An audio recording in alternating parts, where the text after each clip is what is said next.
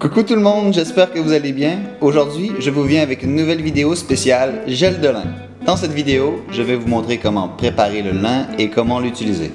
Je vous laisse apprécier.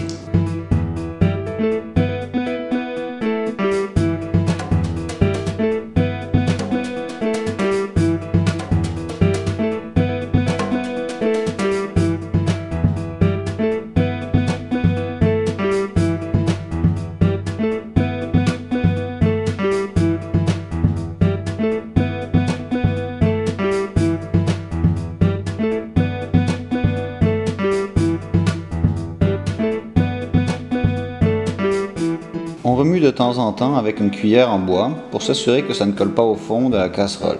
On laisse bouillir 10 minutes.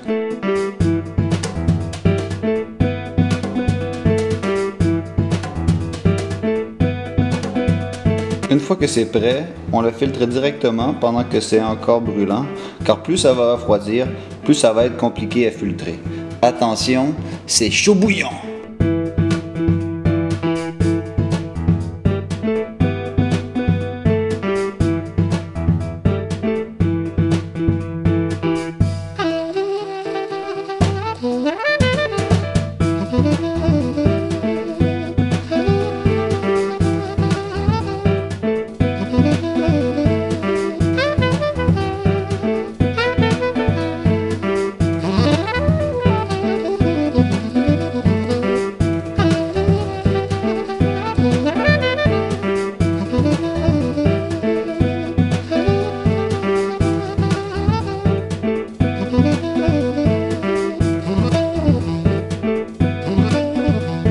Le gel de lin se conserve 1 à 2 semaines maximum au frigo. Si vous voyez qu'il change de couleur ou d'odeur, il ne faut pas l'utiliser, il est périmé. Pourri quoi! L'astuce qui peut être utilisée pour le garder plus longtemps, c'est d'utiliser le truc pour faire des glaçons.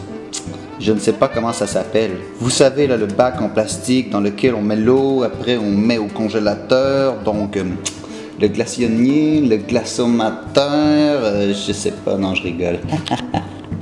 Bon, vous prenez le truc pour faire des glaçons, le glaçomateur, et puis vous mettez le gel de lin à l'intérieur. À chaque fois que vous avez besoin du gel, eh bien vous sortez votre glaçotimateur et un glaçon de gel de lin, puis vous le laissez décongeler et vous pouvez l'utiliser. Vous sortez 2, 3, la quantité que vous avez besoin, bref, vous comprenez les filles. Et comme ça se conserve un mois au congélateur, donc c'est bien, on ne fait pas de gaspillage et puis c'est ça quoi. Si vous voulez le garder plus longtemps, vous pouvez ajouter des agents conservateurs, mais moi je ne préfère pas. Petit A, parce que c'est une étape supplémentaire et moi j'aime les choses qui sont simples.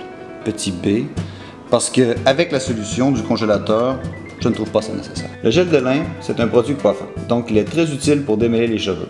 Quand vous appliquez votre crème capillaire, vous pouvez en appliquer aussi.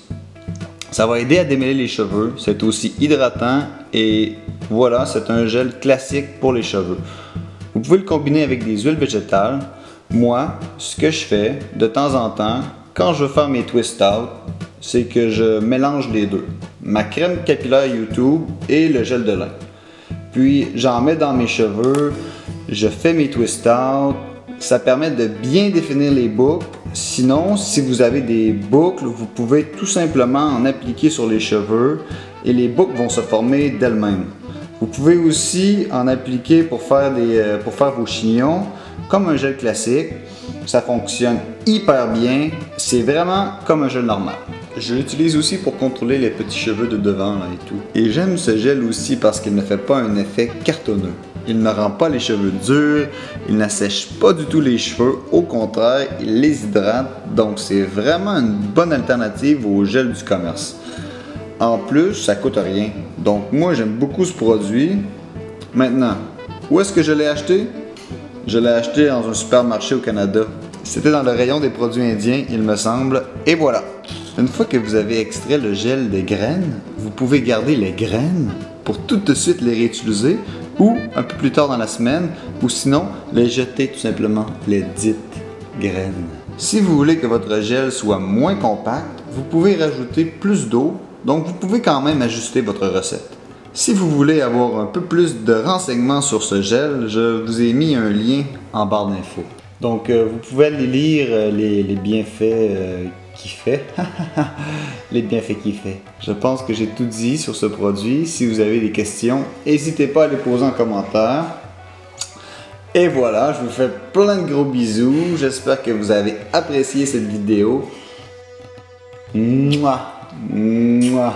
À la prochaine.